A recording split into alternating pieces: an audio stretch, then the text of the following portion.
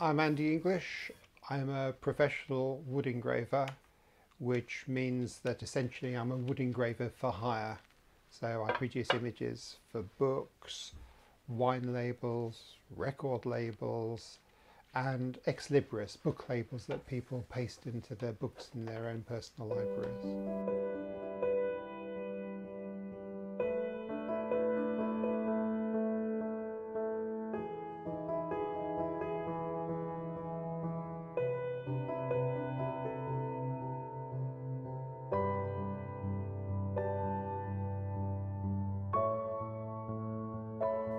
Being a professional wood engraver in 2016 might seem a slightly odd thing.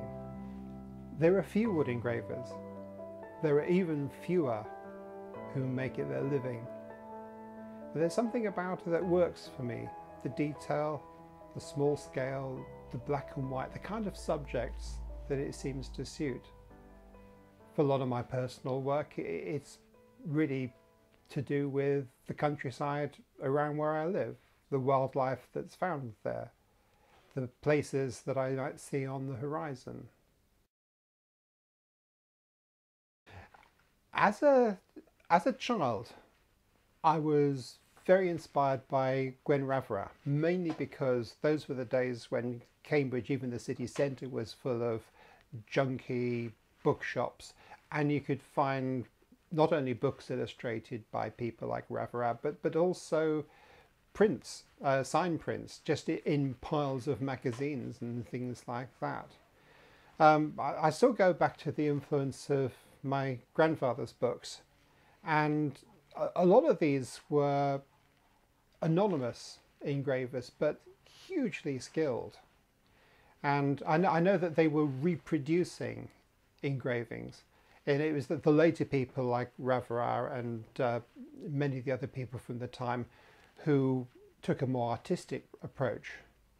But in the work that I do, because I'll be interpreting a drawing which I've agreed with a client, I feel a lot of affinity with the Victorian trade engravers, whether they're well known or whether they were just an initial in the corner of a block which there's no way that we could ever discover who they were. Well, even in childhood, poring through books illustrated with wood engravings, the name Dalziel would come up again and again, and the work was of extremely high quality. And the name is known and respected even today. And people who are interested in wood engraving will be familiar with that name almost to the exclusion of any other. Wood engraving is a form of relief printmaking, and that means that you take a surface and you cut away everything that you want to be white and you leave everything that you want to be black, and then you introduce textures to everything in between, lines or dots, close together, further apart, to give a range from the pure white through the greys, through the tones to the black.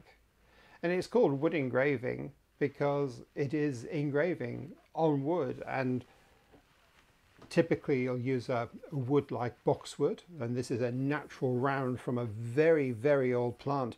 We're familiar with boxwood as being a hedging plant with a very, very small trunk, and you can imagine that this took hundreds of years to grow. We use engraving tools, gravers, and these were first developed to cut into metal, to decorate metal. So old silverware would be engraved with a design. Later on, it was found that if you pushed ink into those lines that you cut, that you could then press it onto dampened paper and the design would come out. And so people started working with copper.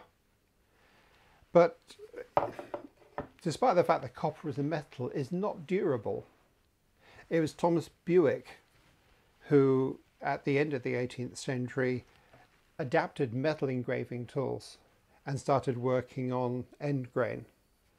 And the wood was cut, so it's the height of movable metal type, which meant that your block could be set at the same time as the type, which meant that the production of illustrated books was very, very much sped up. You put them all together, you ink them, and you print from them. And more than that, it was found that these wood blocks were very durable.